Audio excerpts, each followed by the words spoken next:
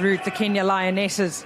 As we say that, the step back on the inside from Faith Lavoie, just sapping energy out of the Argentines at the moment. Now they want to go wide. The fake on the boot by Grace Okolu, and we said that she is a game changer. Grace Okolu with the silky skills to get in for Kenya for their first. Brilliant, absolutely brilliant. We spoke about her and her phenomenal work that she does for this.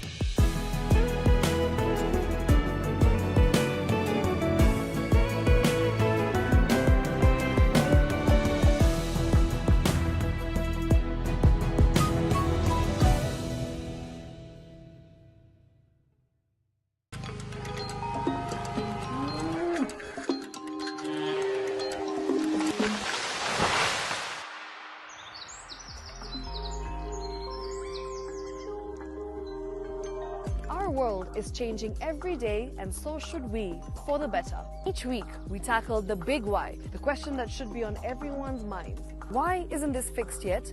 Deforestation, global warming, and the adverse effects of climate change. The future isn't just something that we inherit, it's something that we create. Join us on The Green Fix as we tell the stories of those who refuse to give up.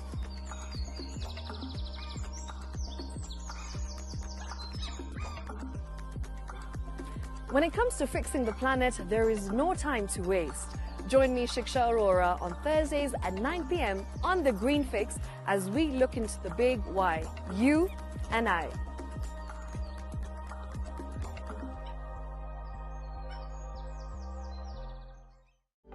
For comprehensive information and education on your health, Body Garage is here. Don't allow anyone to pluck out your good tooth, as long as it is strong and stable. Cancer doesn't start today and you get the symptoms tomorrow.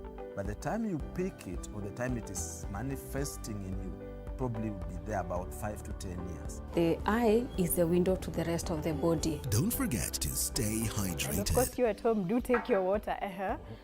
So the ultimate test is actually you check your urine. Your urine should be clear. Clear like the water? Yes. Should be able to see the other side of the urine.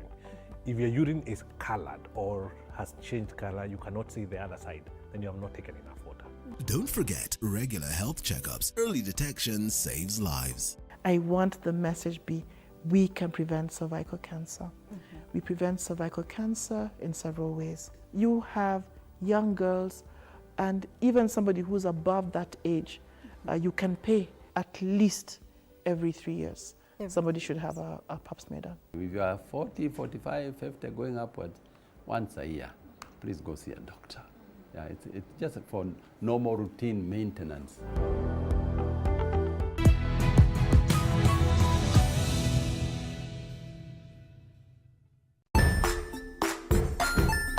Hey there, friends. Welcome to Kids on the Block, where fun and imagination come alive.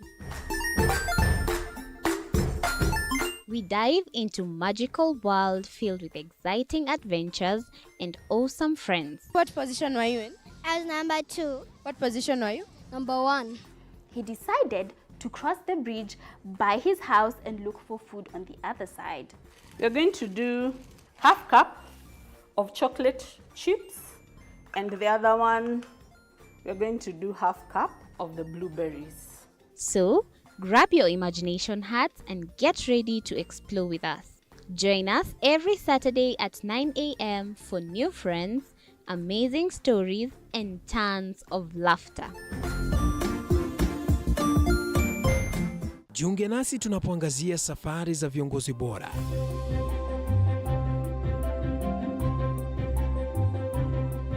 Kutoka kwa ushindi mkubwa hadi masomo magumu. Wakati wetu kwamba wasichana si wa kusoma, ni wa kuolewa, ng'ombe ipatikane, wazazi wakuwe watajiri. Tunashughulikia yote. I wish I were a better investor. My parents taught me how to look for things for myself. Tazama Mfahamu Kiongozi, ambapo kila kipindi kimejaa maarifa, mikakati na hadithi za kukuza azma yako. For me to succeed, I have to fight. Kila Alhamisi saa 1:30. All right, ladies and gentlemen, it is a beautiful Monday morning, a very beautiful one. We do hope your weekend imekuwa amazing, because yetu imekuwa amazing tena sana, with our girls doing us proud everywhere. Kuanzia Starlets katikati ya wiki wakatufanya vizuri, and now yesterday wala Weneses wakatufanya vile inafaa, and we are feeling very good. And of course, Fulham wakaamua, do have a peaceful week, do have a silent week. All right, this is the Monday Blitz, and of course this is Shatter Boy, and I'm not doing this alone. Niko na this man Fred Arocho. Amepiga pamba leo ndo nisimuingilie, lakini itabidi. Arocho, shika hii. Thank you. Thank you. Yes. And once again, congratulations to our ladies. Yes. The former captain, Grace Akulu, showed a lot of resilience in that match. I believe that, and I said it, I think, sometime back, that Kenyan rugby will have to go down before it springs up. All right. And you saw, I think, in the last 2 weeks, when our sevens, the men's sevens, did not perform well, I said that it's still in a transition. We brought in a new administration, and of course, when a new administration comes in, there's a lot of changes. Yes. But the ladies have brought a lot of some good smile. Perfect. They believe that the sky is the limit for the entire rugby fraternity. Amazing. We pass it over to Janet Kimani, aka Double K. Yes, Mambo. Good morning. Morning. How's your weekend? My weekend was fine. All right. It was full of entertainment all around, by the way. Uh-huh. Yes, from the, we all know from where, but imekuwa poa. Yes. I'm so happy for Team Kenya. Anyways, it has been such a good week, and we are looking forward to much better one for sure. That's true. Yeah. So next week they play again over the weekend, bado to Cape Town. We do wish them the very best. We hope to see them in Krakow, and of course finally in LA in May. Sindio? Yes. More fire. Talking about that one, something else we need to talk about, inaitwa Harambee Stars. My God. Okay, this one is going to be a dicey one, but because we want to get you involved in it, let me ask you the question of the day. Remember, SMS number is 22047, and the question of the day is Benni McCarthy the right man for Kenya's Harambee Stars? Because remember, Benni McCarthy is set to be unveiled today from 1 p.m. The question we're asking you is Benni McCarthy the right man for Kenya? Knowing Chan inakuja, AFCON qualifiers, World Cup qualifiers. The intre yake iko juu tena sana, and of course tulikuwa na coach mwenye alienda na hatukufurahia sana, tulimuita mtalii.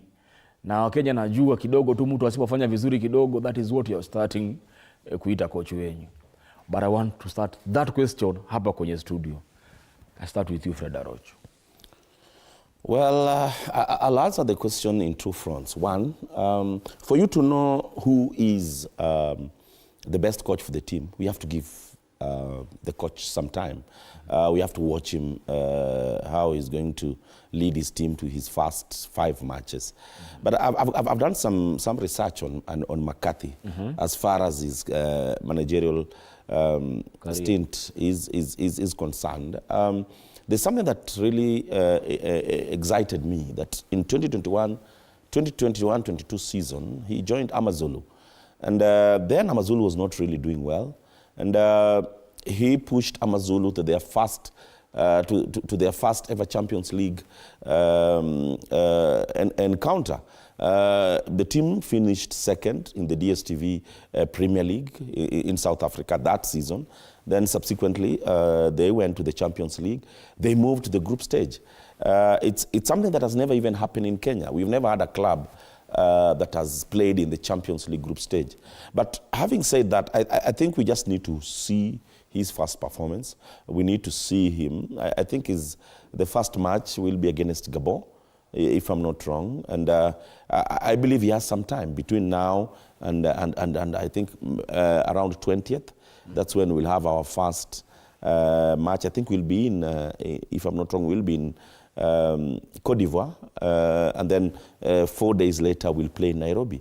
So it's a good moment for him to showcase what he's bringing for Kenya before we get into big the big stage. For me, the World Cup qualifier is already done. We are not going to qualify. So it is just an avenue for him to put his best foot forward and give us some results. Then we move to what everybody's talking about. The CHAN is coming up in August. We need to perform. We need not necessarily to move out of the group stages. For me, we have to either be in the semi-finals or even the quarterfinals to give a mark. That will help us place ourselves strategically for the AFCON coming up in 2 years' time. One would argue you're underselling us. Why not the finals? Why not win the finals? That will be we must manage. Aim for the Stars. No, we must manage our. That's it. You aim at the Stars. We must manage. When we do quarterfinals or even semi-finals, that will mean we are the best, the last 4 teams in Africa. I don't think that Kenya being the last 8 teams in Africa or even 4 in Africa will be a bad outing for us. Double K. Yes. Arocho is clearly underselling us. I think on my side, Kenya, we stand a chance. Because as I always say, I think if you look at our Kenyan squad, of course, we have a lot of talents. We have some players playing within our league, others are away. And I think when they are brought together, I'm sure, of course, we can make a good team. And that's why I'm saying I'm believing there's a slight, as long as there's a chance that Kenya can qualify, you cannot stop believing, because this is football. Exactly. And anything can happen for that matter. And that's why I'm saying, there's something that comes with the team having a new coach, there's some confidence that comes with the team. So I believe that still Team Kenya, we stand a chance. And on a new coach, I think it's a good thing for Team Kenya. And I'm actually looking forward to seeing him take us to the next level.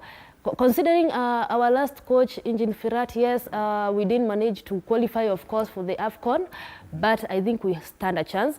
Looking at him, his coach was, as Arocho has said here, he has coached good teams. He has done so well as a coach. And more so, I think the fact that he has a background as a player is an added advantage to him. But then if you have a look at what Firat said last year, he said that Team Kenya, if there's something that we lack, is the finishing. Yes, we have a good team, but we don't score goals, you see, and I agree with him on that. And I think what McCarthy will be bringing to the table, he was a striker. He's the top, I think, he has many goals in South Africa. So I feel like he has been training Manchester United, first team, yeah? Forwards, strikers. So I believe it's an add-on for Team Kenya.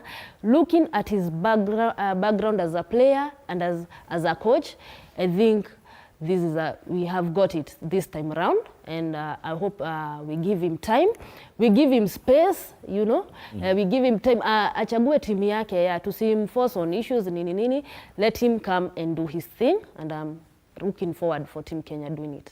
That's very important that you've brought up that he's a striker and he's been training forwards, but that forwards he's been training, Arocho, have not been scoring goals. No, when he was Manchester. at No, yeah, he's a striker. Listen, when he was at Manchester. Let me ask the question. As a striker, he was prolific. As a striker coach at Manchester, we've not seen goals coming from Rashford, from Zagzi, from Erasmus. No. From Garnacho. When McCarthy, those goals are not coming from the strikers. When McCarthy, and the bouquet says that what Kenya lacks is the finishing power, the scoring goals. When McCarthy was at Manchester United, the team was doing so well as far as scoring goals. Yes. After he left, I think around about a year ago, when his contract ended and he preferred not to renew his contract, is when hell started breaking loose. But for me, at Manchester United, I think the main problem at United is the quality of players that are coming in. Look, for example, yesterday, when a player like, for example, Odoi, you cannot compare that player to the likes, for even example, Marcus Rashford. How do you give out Marcus Rashford on loan, then you retain a player like not even Zaxi, that young man called Garnacho. It's called Odoi. Oh, yeah, the young man who played yesterday, he got 2 marvelous chances. And for me, if Rashford was in the pitch, we could have gotten a different kind of returns. But just to refer to what you've said, I think the quality that is at Manchester United at the moment is the problem. It's not the coaches for me. I think it's just the quality. We will come to Manchester United. Okay, Alan is on the other side of the studio. Akona stats zetu. Alan, tupatie stats za Benni McCarthy as a coach and as a player. All right. Before tulete Alan, Arocho. Before tulete Alan, tupatie stats zake. Kuna kuwaga na issue ya makochi wakikam. Tunaonaga during national team games, but time ya ligi inaendelea hatuoni coach. Unaona? Do you expect the same? Ama to expect huyu coach aishi Kenya, tumuone kwa grao, games za ligi zikiendelea, akiscout yeye mwenyewe personally? You have to be there. You cannot be a cook who is not in the kitchen. You have to be there. That was Engin Firat's main undoing. Engin Firat was always outside the country when the league was on. So basically, he could not really monitor players. And I believe that Benni McCarthy will live in Kenya.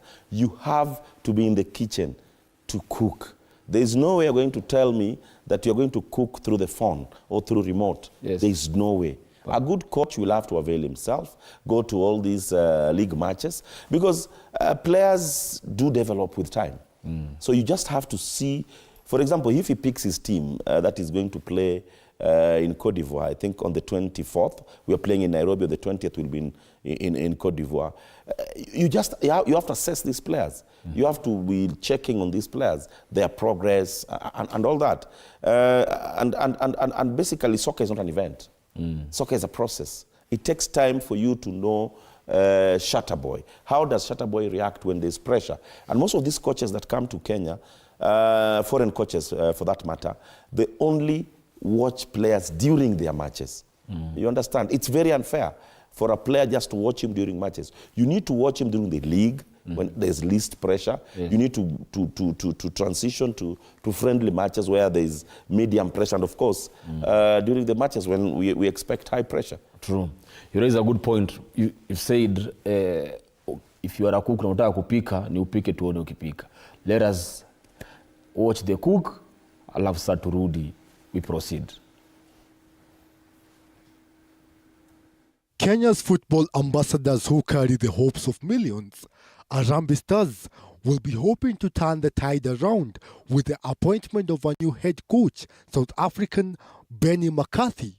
McCarthy is a former highly decorated player who hails from Cape Town, South Africa, and is now just making his mark in the world of coaching. The former prolific forward touched down in the country on Thursday morning and is set to be unveiled on Monday afternoon at the Kenyatta International Conference Center. McCarthy started his managerial career as an assistant coach for Belgian Pro League side Sint-Truiden before heading back to his hometown to coach Cape Town City, and was once again on the move, this time taking a short trip to Durban to coach South Africa Premiership side Amazulu. A big move was in the horizon for McCarthy, as he was appointed first-team coach for European giants Manchester United, and will be hoping his experience can come in handy as he hunts for success with the Harambee Stars. However, despite his good coaching pedigree, the South African international was widely recognized as a world-class poacher during his playing career and had stints in different world-class clubs, including Porto, Celta Vigo, and West Ham. He is still South Africa's all-time leading top scorer with 31 goals and remains the only South African to win the UEFA Champions League, doing so with Porto under Portuguese international Jose Mourinho. The appointment is a big statement by the new Football Kenya Federation administration as they aim to honor their promise of taking Kenya's football to the next level. And now the question remains, will the gamble on the highly praised tactician yield triumph or torment? Zuki, Alan, for TV47 Sports. All right. Umeona sasa mpishi vizuri. a very beautiful piece by Nzuki Alan. You know, before we even go to Alan, kuna wakati, I think 2013, when Benni McCarthy went back to Orlando Pirates, and there was a free kick towards the end of a game that would have won them the championship, yeah? It was a beautiful free kick that he took. I wish he brings that to Kenya. If anything else, just the ability to score set pieces. That's what you'd like him to bring. Yes, that's what I want him to bring. Me, I'd like him to bring even more. You know, he's a rapist. Yeah. The guy does rapping. So, in any case, we perform well. Yes. I'm sure we can do a collabo, me and him. So, I'm expecting him to join my team in the rapping. He's a rapper. Yeah, he's a rapper. Okay. Okay, Alan, take it over. Arocho. Okay, thank you very much, Shatta boy. And also, if you want to know something big is happening to football, Shatta, I always tell you, look at how Arocho is dressed. Yes. You know it's about to go down. He's in a new suit, very nice shirt, very nice tie. And of course, today is a big day, like he said. We're having a new coach, and we're going to just take you through who Benni McCarthy is. Of course, he's known as Benni McCarthy, but let's start with his name. Of course, his real name is Benedict Saul McCarthy, and he's, of course, 47 years, born in Cape Town, from South Africa, and he's from 12th November 1977, and as you can see here, his birth date is November 1977, born in Cape Town, South Africa. So he's a very good profile coach. He's someone who has experience here. And of course, moving on, let's just take a look at some of the managerial career where he's had, stints where he's had in different clubs. Of course, you can see his international career. Something that Arocho has highlighted is that he started playing for South Africa as early as under 23 and then moved on to the national team from 1997 to 2012. In fact, he's still South Africa's all-time leading top scorer with 31 goals. That's how prolific he was. And he has also had few managerial stints. Of course, he started as an assistant coach for Sint-Truiden, which is a Belgian Pro League side, and then went back home to Cape Town City, and then went to Amazulu, where, by the way, he coached them really well. And then the big move came, and he went to, of course, England, Manchester United, where he was the first team coach, of course, specializing with the strikers. He had the privilege of dealing with Cristiano Ronaldo. However, let's just put managerial career aside and just focus on who he was as a player, because in his senior playing career, he played for big teams. He played for Seven Stars, Cape Town Spurs, and Ajax. I'm not talking about Ajax from Netherlands, but Ajax from South Africa, where he was very prolific. And then he got a move abroad to Spain, where he went to Celta Vigo, and then of course he went to Porto, and he also had other few stints in other different clubs. And by the way, at Porto he won the Champions League under Jose Mourinho in 2004, and he also played for Blackburn Rovers, West Ham, and then finally went home to Orlando Pirates. So of course, Shatta, just telling you like what to expect from this former player is just wow. It's a statement move, Shatta, if you get what I'm saying. And what's really in my mind is, can we really pay him? Do we have the money to pay him? Because at Manchester United, he was earning roughly 6.4 million Kenya shillings weekly. And here, can we really pay him? Of course, Shatta and Arocho will weigh in on that. But of course, it's a big day, and we'll give you much more information. But for now, Shatta, back to you. All right, Alan, thank you very much. I am not sure about the money, but what I'm sure we have, I know we have studios, and Arocho said he's a rapper. So in case the coaching gig becomes an issue, we do have shows and we do have studios that we can record music. My English teachers tell me to tell you he's a rapper. That is the English terminology. What did I say? I said he's a rapper. No, you said your own words. Okay. Okay. Arocho, as Alan was finishing, actually, let us start with Double K. He's brought in a serious issue, and that is the money issue. Yeah. Because this is an expensive coach. Like we've seen where he's been, we know the monies that he's been receiving before. Do you think we have the capability? Honestly, it's very hard to say, because looking back at our managers, our coaches of the national team, let's take a look at our previous Firat. He has been complaining. He complained that 9 months he had not received any money. He still says that. Actually, he was saying that he will take an action against Kenya, for Kenya has not paid him, you know.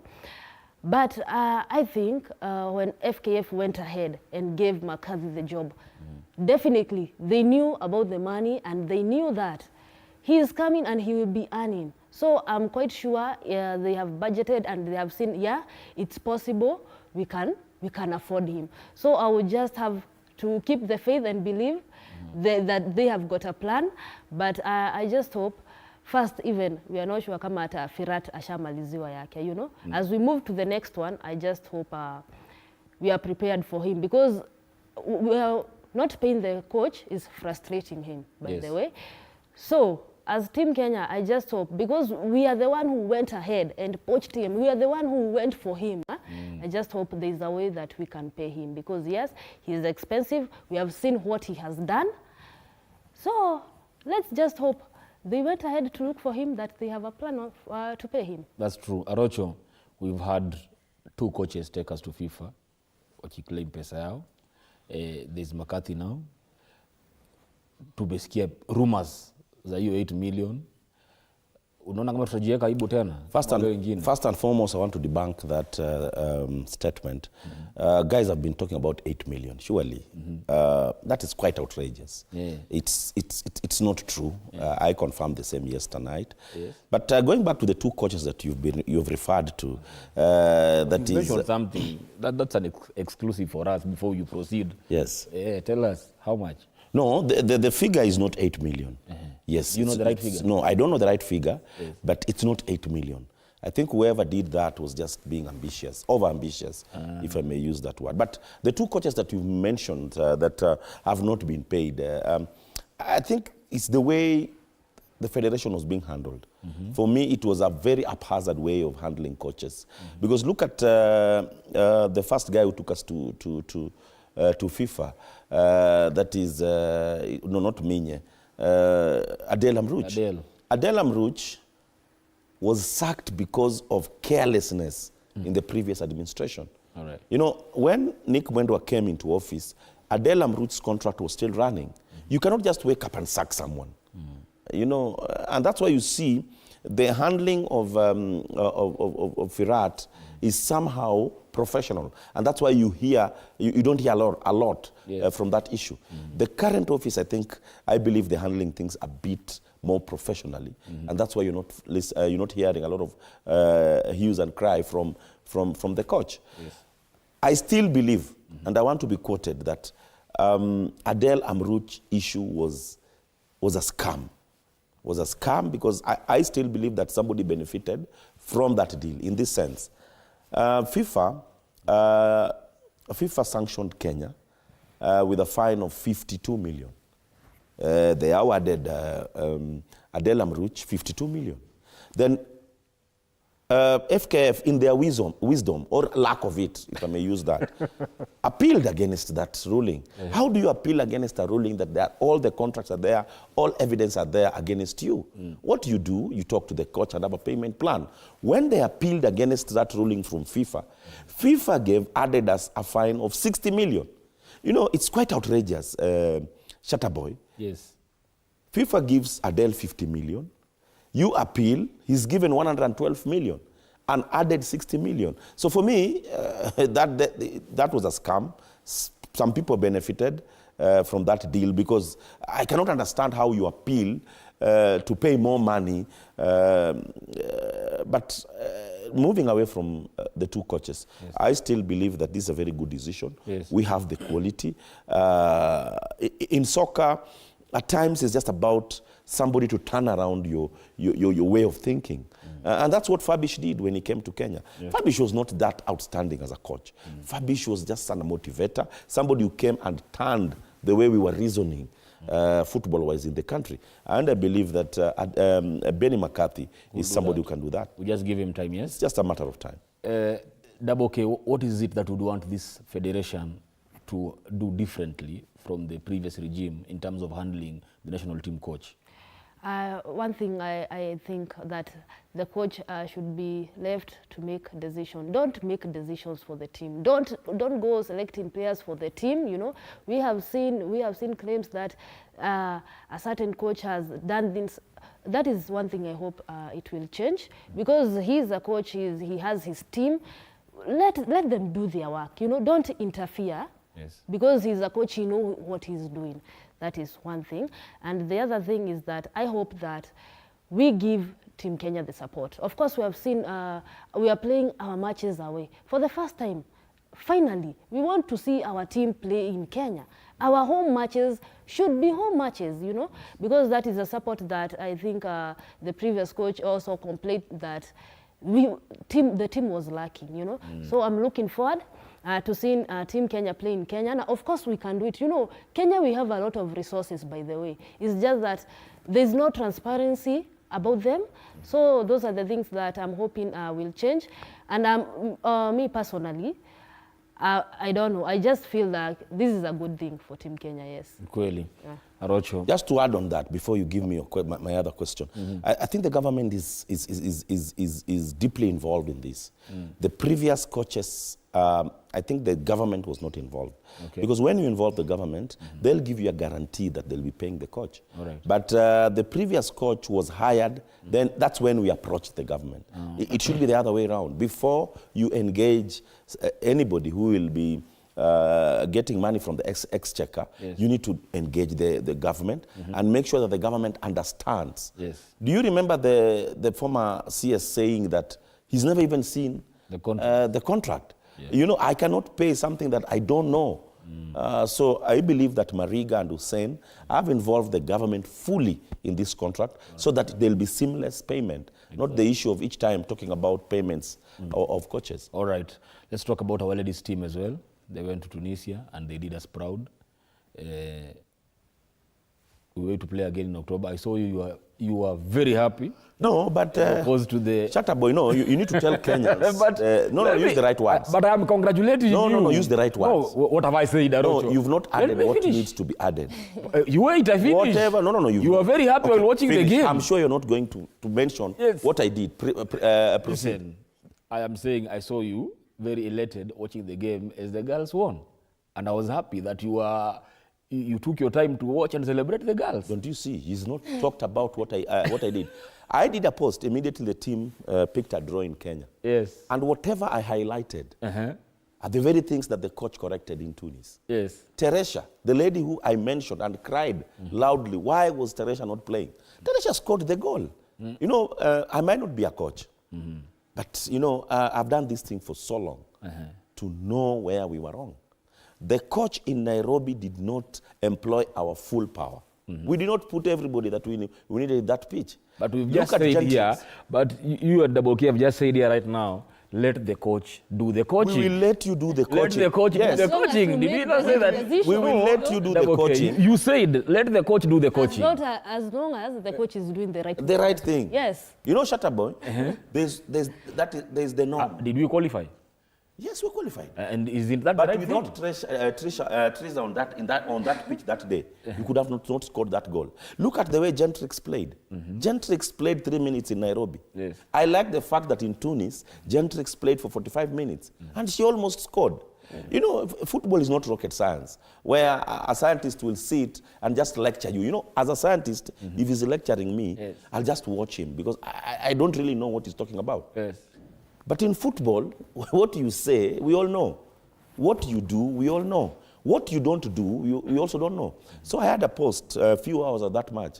I castigated the coach for not bringing in the ladies that she ought to have brought in. But when she went in Tunis, and thank you very much, coach, she heard what we said. I expected another post, a congratulation post, as long and feisty as the one that you did. No, I didn't want to be seen like, now I want to look at like I'm the savior. No.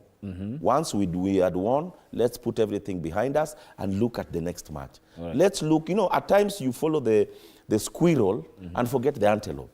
The antelope is what we are concerned with. And the antelope is qualifying for AUCON in Morocco. All right. Your take as well. You guys were very fiery that Monday, but after the game we won in Tunisia, I did not see same fire kwenye mtandao. Of course, you know, for obvious reason, we didn't win here at home for obvious reasons that we all know. You know, there's nothing that he had about it to understand there. But the coach made decisions. She changed the squad, and that was the problem. That is the reason we didn't win here. You know, it's simple. Hakuna ati tushinde tukisema no. We didn't win because we didn't have the right squad at Nairobi. Now we went away, and she did the changes that we wanted, and you see, simple as that, we won the game. And actually, we could have won with more goals, because if you watch the game, we were the better side all through the 19 minutes, you know. And our goalkeeper, okay, I take this opportunity to say congratulations to her. She did us proud, you know. Saving 2 penalties is not for everybody, you know. And just to add, you've asked a question. And talk about the refereeing in that game. No, before I go to the referee, you want us to start praising our coach for the success? Yes. There's no way, as a parent, that somebody will come to pat my back that, you know, good job, you've taken your son to school. It is your job. You know, we are not going to sugarcoat things here. It is her job. Yes. There's no way that now, because my son is going to school, that my neighbors will come. Roger, you've done a good job. There's nothing of that kind. Yes. That was her job. Yes. She has to do her job. When she doesn't do her job is when we'll castigate her. And I was made to understand that it even gave the team some push. You see the way the goalkeeper, just to echo what KK has said. Yes. You know, I've never seen any match where a goalkeeper saves 2 penalties. Yes. In fact, the first one was hit, she punched the ball. Yes. It was the penalty taker hit it again. Yes. She punched it again. You know, those are the kind of things that we say, that strikers will win you matches, but goalkeepers will win you tournaments. Yes. That lady, Akoth, did us proud. And I believe that the next match we are playing against Mauritania, for me, is just a walkover. If the coach will stick to what she did in Tunisia, we will win in Nairobi and in Mauritania. True. Agreed. Na pia walireceive vizuri sana pale kwenye airport. Sijui kama mtu wangu tuko na hiyo footage pale airport. Yes, you see? Beautiful. Success has 1,000 fathers. See, everybody was there. Everybody was there. Yes. That is Coach Beldin Odemba na Starlets wakirudi Kenya from Tunisia after kutushindia game against Tunis.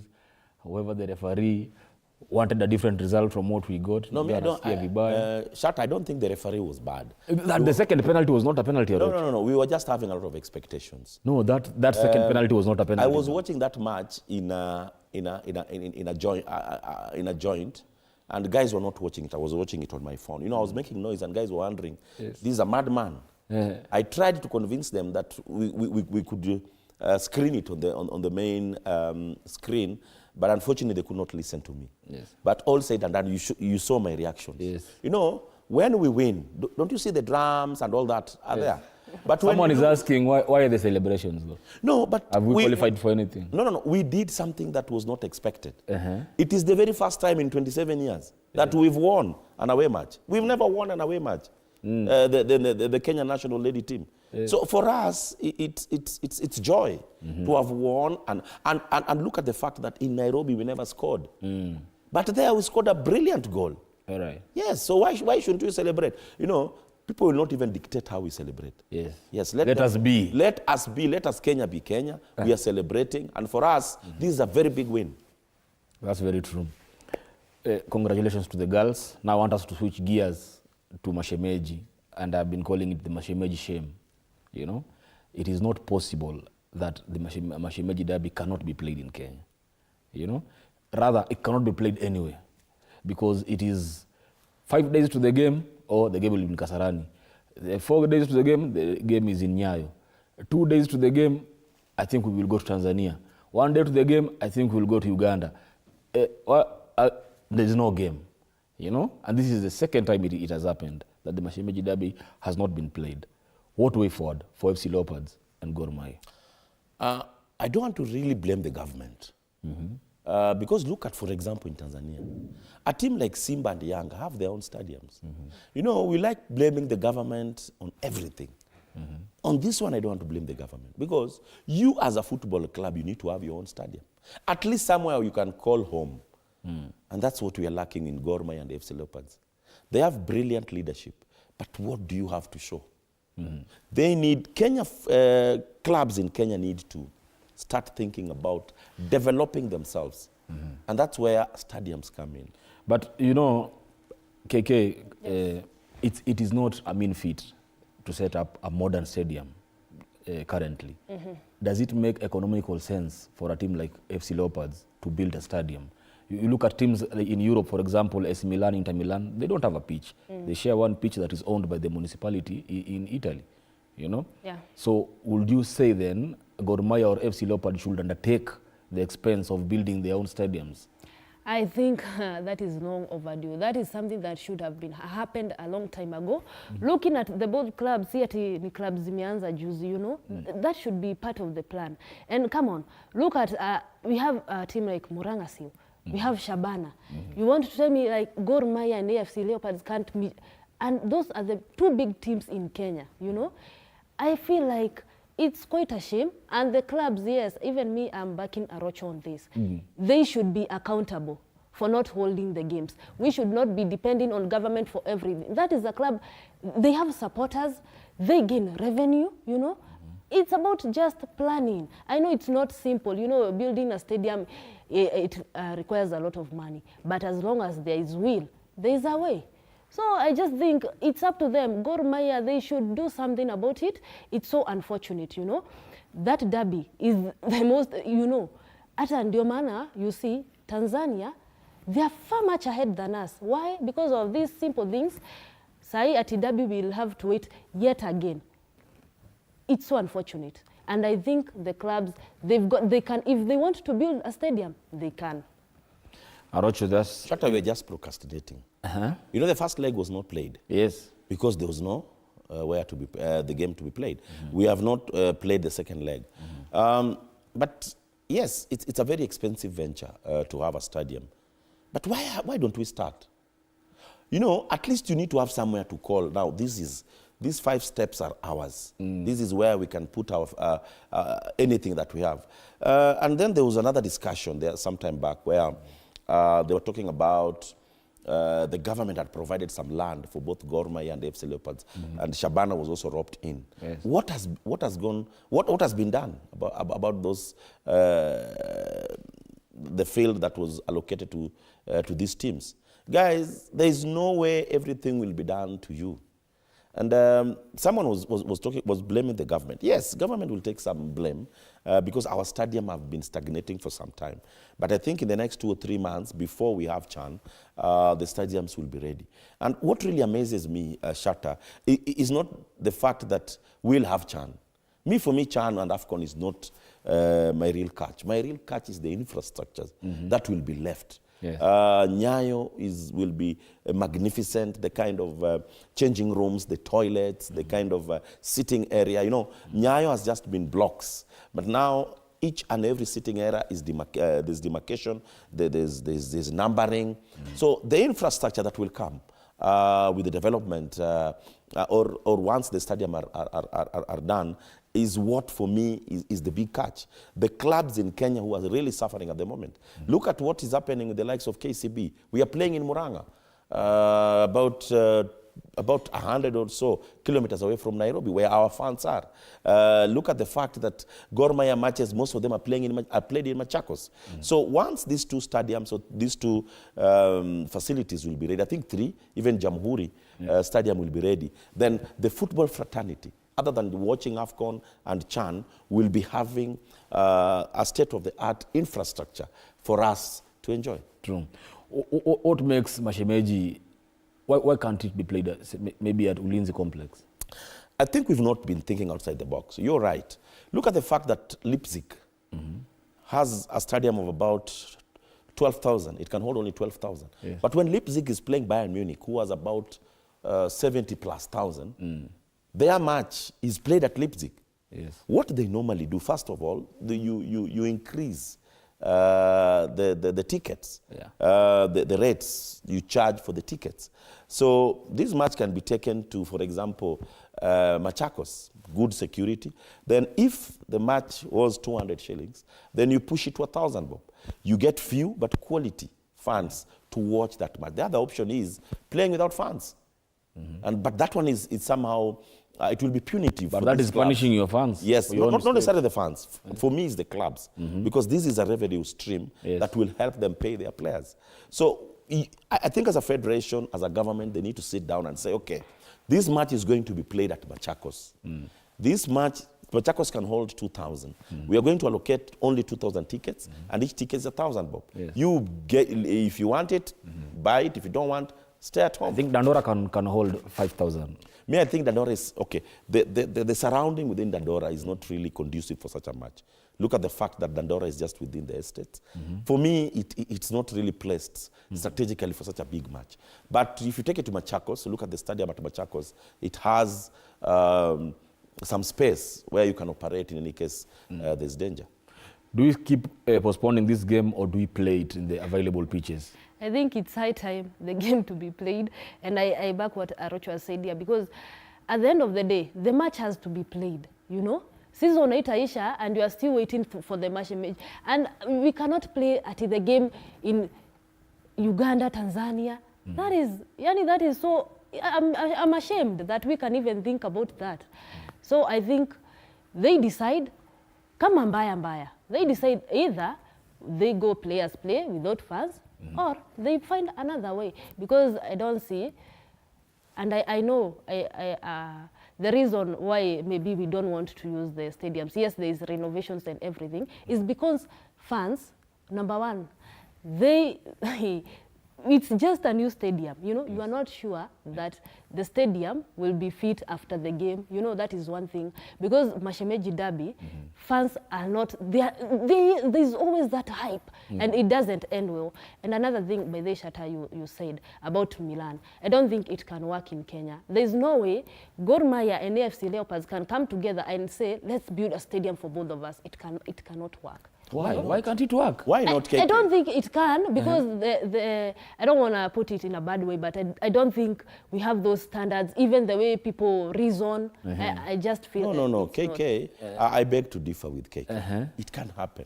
You know, the enmity between SC and Inter in Italy is crazy. Is crazy. But she's talking about Kenya. Not the fans now. She's talking about management and the capabilities and capacities to come up with such an idea and implement it and achieve it. I think it's just the will that is not there. Yeah. If you have the will, then you will do it. I've seen stadiums which are even less. You don't need to have a magnificent or a big stadium. For our teams, 20,000 capacity is enough. And I don't think that is rocket science. Gor and FC as a joint venture, walking into a bank, looking for finance to finance a 10,000-seater stadium. For me, it's not rocket science. I don't know why, when our leaders, the leaders of these clubs, when they are managing their personal businesses, they do it so well. But the very brain that they have when doing their personal business, I don't think it's the very brain they use when they're handling these two teams. Well, when school we did commerce, and there were things that we did where we were saying the advantages of a sole proprietor and the disadvantages of a sole proprietor, the advantages of a limited company, disadvantages as well. So when I'm handling my business, I am making all decisions. I'm taking the risks, I'm reaping the benefits out of it. But when it's a communal thing, it is not my brain now. It has. Then why do you leave your brain at home? You know, when you're coming. Then don't I need to take a break. I need to take a break.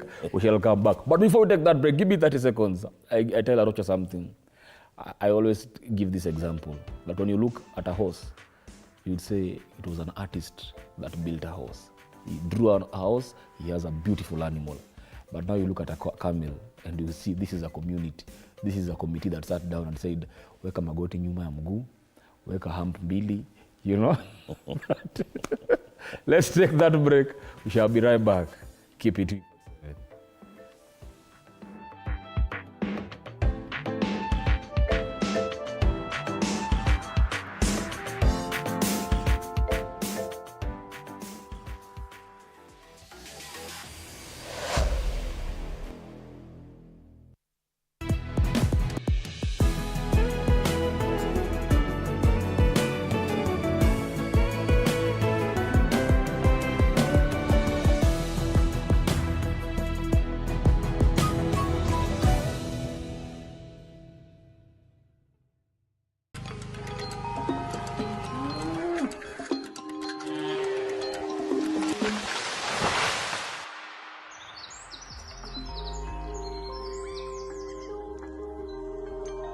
Our world is changing every day, and so should we, for the better. Each week, we tackle the big why, the question that should be on everyone's mind. Why isn't this fixed yet? Deforestation, global warming, and the adverse effects of climate change. The future isn't just something that we inherit, it's something that we create. Join us on The Green Fix as we tell the stories of those who refuse to give up.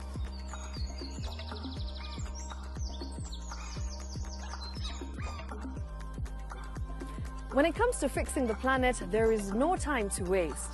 Join me, Shiksha Arora, on Thursdays at 9 p.m. on The Green Fix as we look into the big why, you and I.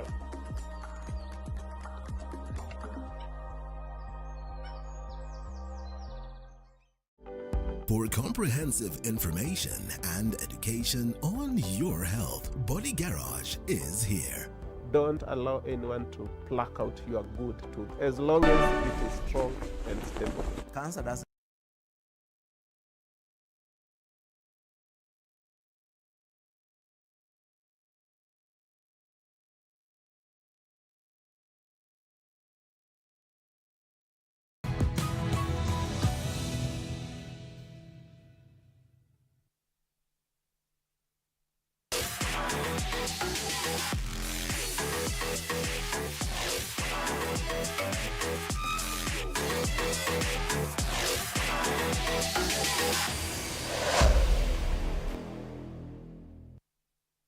Right, welcome back. This is the Monday Blitz on T47, and this is what we do each and every Monday morning. Kuanzia 8 a.m. we get to discuss sports or happenings all around, kutoka wiki yote hadi weekend vile imekuwa amazing. Na usifikiria tumesahau Manchester, tutaongelea Manchester too. But kwa sasa let us take your feedback. Today mnasema ni remember the question of the day we had asked you is if you believe Benni McCarthy is the right man to take Harambee Stars to the next level. We had asked you is Benni McCarthy the right man for Kenya's Harambee Stars. Arocho, nipatie feedback kutoka pande yako. Yeah, I'll read some few comments. Yes. But don't forget, we have to talk about Shabana. We did something great yesterday. Yes, yes. So that one cannot go unmentioned. Okay, do we start with Shabana now? No, the feedback. Yes. But please, yes. The few... I have it at the back of my mind. Yes, Shabana must be mentioned. And we also have to talk about Tusker and what is happening. But what did they do? Oh, the Brewers, the Brewers are not winning. Okay. It's what, 5 games now? Okay. Mm-hmm. Yes, huyu McCarthy ako na lawyer, nasikia yafaa alipwe 8 million kama daktari. Au ni kitu sembuse huyu. That is Kenny K.E. Kenny K.E. coach is not being paid 8 million as alleged. Arocho, that's good. We have a good coach. CV yake ni nzuri. That shows that we are moving well. Thank you. Watching you from Kibra. Jamaa anasema anajita Andima Douglas. Kibra Soweto, Undugu Darajani, Nairobi. Asante sana. Another guy here before I move. Jay Kweli, McCarthy anashika 8 million per month. Surely. There is no 8 million. Mimi nataka kuchemkia watu. No, but story iko kwa mtandao Rocho. My friend, the story is there. Don't consume everything you read. Then do you expect the federation to clarify on that? But today is being launched and all that will be addressed. But what I'm saying is this. He was being paid 6 million per week. Yes. At Manchester United. Times 4, that is 24 million. Yes. You divide that by around 50 because the tax there is about 45%. Yes. He was being paid around 9 million at Manchester United net. Can he be paid 8 million here? Sure. Jamaa kuna zitu ngine unapita tu. Kazi poa. Asiende FIFA kukula ban. Kueni serious about the 8 million. That one is not, jamani 8 million imeuza. And last but not least, thank you very much. We are watching you from Marakwet, TV47 Kiboko yao. Anasema tuongezewe 2 hours. Anasema kazi poa, lakini 1 hour itoshi. 1 hour itoshi. Anajita Francisco Arce Nese. 1 hour, make it 2 hours. Milwes, you can't exhaust everything in an hour. Hiyo sasa ni imesikika. Pande ile ingine. Upande wa pili wa studio. Double K, as you give me your feedback, I have a question here nimeona from Kulu Daniel Magales. Amesema so Keretu Kene anaitwa Janet Kimani. As you give me your feedback, also jibu pia huyo Kulu. Yeah, okay. Kawaida mimi ni Janet Kimani, that is official names. But mi ni msanii pia. Mi ni msanii. So msanii Kairetu Kene ama double K. So ukisikia double, but most I go as double K. Yes. But Janet is also my name. So kila ukiniita any nitaitika. Utaitika. Yes. Okay. Kuna feedback pande yako? Yes, I see people are telling me that they are watching live. Namuona Kelvin anasema kwamba this new coach will do wonders as Team Kenya. We believe in him. Thank you. Naona pia Jackson anasema ako tuned in. C. Morris is saying that there is no, we are not talking about Manchester United right now. Anasema Manchester United walipatana na kiboko yao. Pia Jose Hazard is saying that they are watching live. Also Nyoike Mwangi, I see you, nasema show iko sawa. Asanta. From my side here, Lulu amesema tumtakie kila laheri. That is the new coach. Raymond Simiyu Kaemba anasema I am a trained coach and you go give money to South Africa. Hey, Raymond, you apply kazi. Ben Shiveka, Shata. Hapa naona okay, tutasema hewani haiko sawa. Because anaongelea my suit ama nini? Hapana, ni ameongea amekasirika. Anasema mbona tunaacha local coaches hapa, lakini ametumia maneno kubwa kubwa. Okay. I mean, mbona local coaches wanakubali timu ya taifa kuletewa watalii in the name of foreign coaches? Well, hata England wako na coach mtalii, wako na foreigner as their coach. Coaches wamepewa time. Yose Manu, okay, ngoja msini quote, kwa hiyo sitaki local coaches wanzana na mimi tafadhali. I am one of them. We have coaches in our land who know how our players better. Why give an opportunity to outsiders yet we have our own? Hata walete coach wa Manchester City ama Real Madrid, Kenya bado tuko nyuma sana. Nothing will change, players ndio wanacheza, sio coach. That's wasting of money. Hey Evans, ni nini kuwa na imani na sisi? Dennis Mwiti, let's hope for the best. Alafu Mama Esther, hatujasahau mlitolewa FA Cup. Morris Geff, optimism. We are diehards of Arsenal. Na hata Ateta hatujawahi muona na macho na tunamuaminia na hatujui hata kama ni ghost ama ni mtu, juu tunamuona kwa TV tu. Kwa hivyo heri huyu tunamuona. Perfect. Kisii Nyanchwa, massive well represented. That is Ras Kalebi Wailers. And if I may ask Shatta Boy, do we really have what it takes that will help him succeed? Okay, that is a good question, by the way. In terms of, yes, you have the man, you brought him, but do you have infrastructure that will, or mechanisms that will enable him give you his best? Because there is bringing the man, and now there is support for him in terms of infrastructure and mechanisms. Yeah, I pleaded with the government earlier. I said that the government needs to come in a big way. They need to pay this coach one and provide the infrastructure, training grounds, allowances, air tickets in good time. We are going to, and I'm so happy that the government gave the ladies a chartered plane. Yes. For the very first time, our national lady team traveled in a chartered plane to Tunisia, which isn't a lot of burden and the fatigue that could have come with layovers. So once again, good job, and I believe the government will come in. All right. Let us talk about your Shabana. Not my Shabana. No, not my Shabana. Okay. Let us talk about Shabana. Yes, there's only one Shabana. Now, okay. I said it about 2 weeks ago that we are moving to the next level. Yes. We've been having a gate collection of 1 million. Yesterday, we hit the ceiling. Yes. We did 1.1 million. We beat Kakamega Homeboys 4-1. 4-1. And you know, I say it and I'm repeating it once again on this show. Shabana is the best supported club in Kenya. We are raised, and we are so transparent. 30 minutes, 1 hour later after the match, your books are there, out there, and you're being told that we raised 1.1 million. And over this Saturday, we are launching our new jersey. So I'm inviting all the fans to come to Gusii. I think we're playing Murang'a. No, we are playing the FKF Cup over the weekend, and that's where we're going to launch our new jerseys. And remember, we have a philosophy. When you're coming for our matches, don't put on anything else other than our Shabana jersey, or else you'll not come in. What if I am not a Shabana fan? Stay at home. You're not playing alone. It's not a friendly match. No. You know, we have our city. This is not Shabana A playing Shabana B. Okay, No, for but example, we have our area. What if Shabana is playing my team, Donholm Seniors? No. We sit. I come with a Donholm Seniors jersey. Do you have an issue? We sit on the right side of the stadium. Okay, so on the right side it should be Shabana. Yes. Painted Shabana. And perfect. But on the left side? No, not a small side on the left side.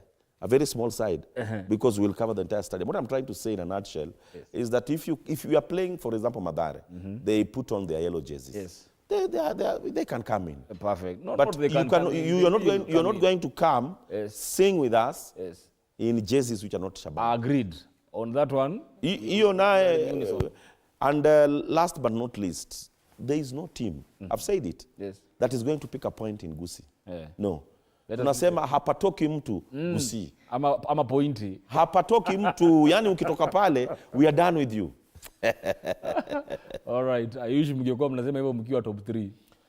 You know, the other day we spent $500,000 buying a player. In the next 2 seasons, Shabana will be spending $3 million. Yes. Never happened in Kenya. $5 million buying a player. Because if we can raise $1 million in every match, surely, we'll go to Tanzania, pick the best striker there. Atachezea Shabana. Kabisa. Double K. Shabana yenyewe kiukweli there's something right they are doing. Yes. What do you think can be copied by other teams? But the one thing about Shabana I admire, actually their fans are taking over, and I love that, by the way. Thank you. Thank you. Thank you. Thank you. Yeah, they are showing dedication to the team, and they did something good. For the first time in Kenyan football, they are marching with mascots. You know, that is... This lady is very bright. Thank you. Thank you. You know, No. Anna split facts, bad facts. Proceed. If by the other teams are watching, those are young players. Unajua, you walk with a small boy in the pitch holding his hand. Do you know what you have put in that young boy? True. Hiyo ndio mnaanza talent from the grassroots. That is what we are talking about. And if we want to see Kenyan football moving forward, that is how we should start. And those young kids, they are marching in, wearing the full kit, you know. It is a very good picture. And I'm happy for Shabana. I'm happy that they have their own stadium. Come on, AFC God, have a look. You know, you can do better. Do your fans right. They have been with you over the years. And I think right now, I think they are sitting at position 6. They are doing so well. That is how you can show a team is doing well by the results. Number 6 is not a bad thing. That's true. Come on, look at Murang'a Seal. Walingia na wao. What is happening with Murang'a Seal? It's beating after beating. So there is something that they are doing right. Other teams are not doing it. So actually, for me, I think Shabana has been the team of this season, and I've met their fans. I usually go to watch their games here and there. And they move with them. Gusii, they are Gusii. Dandora, they don't complain. You won't hear them complaining. And the team is doing them right. They are giving them results. After all, that is what they want. So I think Shabana right now is the team to watch. True. Yeah. Before transfer window ifungwe, kulikuwa na rumors za Omala could be joining them, but nikasikia kidogo license ya transfer, international transfer ijakuja kidogo. Omala is back in Gor Mahia. Well, something happened. I might not say it on TV, but Omala was heading for Shabana. But this season might not be the best season for Shabana, but come next season. This is the second season that we are doing the Premier League in Iran. And I believe that next season, because we have bought in 2-3 players who have shown so good progress. One of them scored 2 goals over the weekend. So for me, it is just a way of preparing for the next season. Perfect. Let us listen to the Shabana head coach, alafu turudi. Ya kwanza ni kushukuru, tumetoka bila jeraha, but kidogo tunafurahia ushindi, but kidogo tena tuko frustrated. Kiangalia tulikuwa tunataka kuingia kutoka kwa hii mechi with a clean sheet. So ilikuwa ni any results, any goals, but we keep a clean sheet. So kidogo naweza sema tumeachieve 3 points, tumeachieve mabao, but tena itabidi tena tunarudi tena kuangalia how do we concede. Mbona tuna concede hizi dakika za mwisho? So it's something frustrating na ni kitu ambayo lazima turudi tena tuwakie, but all in all tunashukuru point 3 na hizo mabao. Sema kuwa magoli yote ni individual mistakes. Kiangalia zote imetoka kwa miguu yetu, tunapeana. Goli la kwanza same, la pili, la 3 na la 4. Naona. So mimi nitajaribu kuweza kuona manake magoli mengi lazima tukubali magoli mengi, na ni hivyo vijana nafikiri walikuja wakabweteka baada ya kufanya kuwa na run nzuri, wamekuja wakabweteka wenyewe. Though tajaribu kufight again tuweze kuona kuwa tunarudi katika fomu yetu tena. All right. Coach, that last statement ya kusema bao zimefungwa individual mistakes, as a coach you don't say that. As a coach you own up. I think you take blame as a team, you win as a team, you lose as a team. Because when you say it's, as a coach amekuja kwa press anasema it was individual mistakes that have cost us. Now au vijana wako unaweka kwa situation na kaaje mtaani, una get like sasa utaanza kuatakiwa directly kwa mtandao everywhere, but you say we saw our mistakes, we will correct them. I think what needs to happen in Kenya, kuna kijana wa FC the other day alipeana interview kabla ya noma, unakumbuka? Kuuliza kama anachezea Gor. Same way hata kama coach, I think they need media training in how to address such questions, because as a coach you don't go kwa press unaanza kuattack your own players by saying it was individual mistakes that cost us. You are supposed to coach them. That's why they're making those individual mistakes. Well, I think you're right, Shatta. He needs to, he might not really sugarcoat, but when you're opening up, you need to open up as a team and say, it was our mistakes. When you talk about individual, it might bring the Escobar affair some time back, where a player considered an own goal and eventually was shot dead after that match. So basically, you just have to cushion the pressure as a coach. But I like what Shabana coach talked about. In the last 6 or so matches, Shabana have been conceding goals in the last 5 minutes. This was a very bad, for me, a bad outing as far as that conceding that goal was concerned. Guys, you won 4-1. No. Take it. No. You won 4-1. You look, football is outscoring the opponent. No, you look at your negatives. In the last 5 matches, Shatta, just go through your record. That's true. You will see that Shabana has been conceding goals in the last 5 minutes. That is not a good thing. Even Harambee Stars has the same problem. That's true. Concentration. Harambee Stars in the last 11 matches, they have conceded goals in the last 15 minutes. So you as a coach, you know, it challenges you to go and look at what might have gone wrong. But having said that, kudos to Shabana. Yes. The winning mentality is now there. I think Okidi has just turned around few things where Pamzo left, because you remember that Pamzo, Samuel Molo pushed the team from relegation last season. Then when the new season came in, after a few matches, he was kicked out. But I like what the new coach has done. He's brought in self-belief in the team, because most of the goals were long shots away from the goal mouth. So basically there is confidence in that team. Right. And once again I'm saying it, hakuna kutoka Gusii. Hakuna mtu anatoka Kisii. Okay, what is happening to the Brewers? The Brewers, I think this is the 5th game they have gone without a win. Yes. You know, at some point they look like they would challenge for the title. Are they missing the Lion? I think it's still too early to say, considering the last game wamekuwa Baraki Stadium against Bandari na wakatoka draw. I think, for the first time this time around, I think the league is very competitive. I'm not saying that, of course, we know, we have been knowing year in, year out. It has been a Gor Mahia show. But for the first time, at least I'm seeing that teams are putting themselves out there.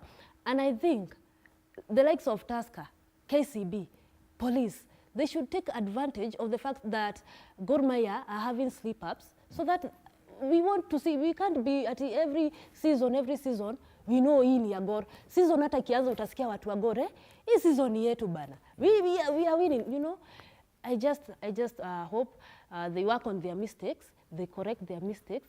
It's high time, and I love what I'm seeing, by the way. This competitiveness is what we need. And by the way, Shabana scored 4. It's high time most go to Onange, our teams are scoring goals, And for Shabana, they've done massive recruitment, they have done signings, and I think they have come so much in handy.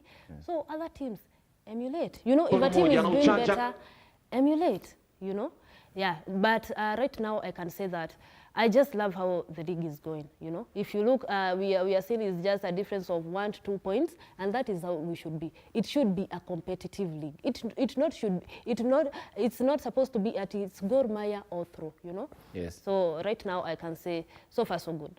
Well, Orocho, Do you think Tusker is missing coach? Tusker, the transition for me was not the best way to handle it. Matano has been there for some time. When you bring Okere, who has been an assistant for some time, he's never been a head coach anywhere, for that matter, you tend to weaken that firepower that was there. I think Okere is struggling because of the fact that he's still new in that position. My problem is not necessarily with Tusker. My problem is the likes of Bandari. Why is Bandari participating in the league? You know, at times when I look at Bandari officials, I wonder, why are you spending millions every year? Bandari and KCB are teams that, with the lack of a better word, should be disbanded. Why do you know, Bandari spends more than 120 million every year on that team. It is the team that is best funded, provided for in the league. Look at the fact that I don't know they're number 5. Bandari is always signing new players. They're having court cases every time. That board should be scrapped because I think the current board at Bandari is not doing a service for that team. You cannot be procrastinating every year. Another team that I didn't need to give a lashing is my team, KCB. Surely, you know, we cannot be flower girls every day. You know, we are taking guys for wedding every day. KCB is a team that is financially stable. We have one of the best coaches in Kenya. We have one of the best facilities in training for our players. Why aren't we performing? You know, those are the questions that we should be asking ourselves. We should not be playing the league just to participate. Bandari has the financial backing. KCB has the financial backing. Tusker has the financial backing. How come that, as she said, how comes that it's always Gor Mahia coming on the top? And you have the financial muscles to attract these good players in your team. So for me, I think they need to reassess themselves. That is Bandari and my team KCB. Yes. Because look at what Shabana is doing. Out of the blues, without any good financial backing, look at what they're doing. Shabana is becoming the new kid on the block. All right. And I think time has come that these institutional clubs which are not performing, either you scrap the board that is currently handling the team so that you bring in a new, fresh team that will think outside the box, or disband the team. Or adopt a community club. Yes. All teams, as we finish Double K, let's talk about the junior starlets in the World Cup qualifiers. Yeah, as we wind up. Yeah, I think the preparations are coming quite well. Of course, we'll be taking on Uganda. You know, if there's one team I believe in, it's under 17, man. They are the first team. Yani Kenya, we were there out there at the World Cup, you know. It was a good feeling. And I'm very positive looking at, they had a friendly with Kenya Bullets, and they won convincingly, 3-0. They had another friendly with Kibera, they won. As much as all their friendlies, by the way, they have not lost even a single game. So it shows that they're getting ready quite well. Mildred Cheche has done so well with that squad, and we are looking forward. And we know Team Kenya, for the first time in football matters, I think our future is bright. Perfect. Yeah. Thank you very much. Arato, give me your red card. My red card will, of course, go to Bandari FC. Bandari as a team need to assess themselves. You cannot be flower girls forever. The government parastatal is spending more than 120 million every year on a team that is always lagging behind. If the management of Bandari is listening to me, you first of all have to disband the team that is managing the football team. Because year in, year out, Bandari cannot be a team that is dragging, is lagging behind. The other day I saw they did some signings, which for me will not yield any results. Bandari have to bite the bullet. The management at Bandari as a corporation need to bite the bullet, and we need to start seeing results from Bandari FC. All right. Thank you very much. That has been Double K, Janet Kimani, Fred Arocho Semwe.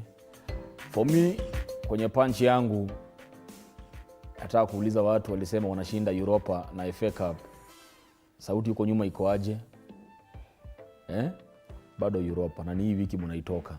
Alafu sasa turudi mtuambie vile Ten Hag was not better than Amorim. Alafu I leave you with 2 football terms. You know, when a player scores 3 goals in a game, it's called a hat-trick. When a team bottles the league 3 times in a row, it's called Arsenal. See you next week. It's called your Arsenal.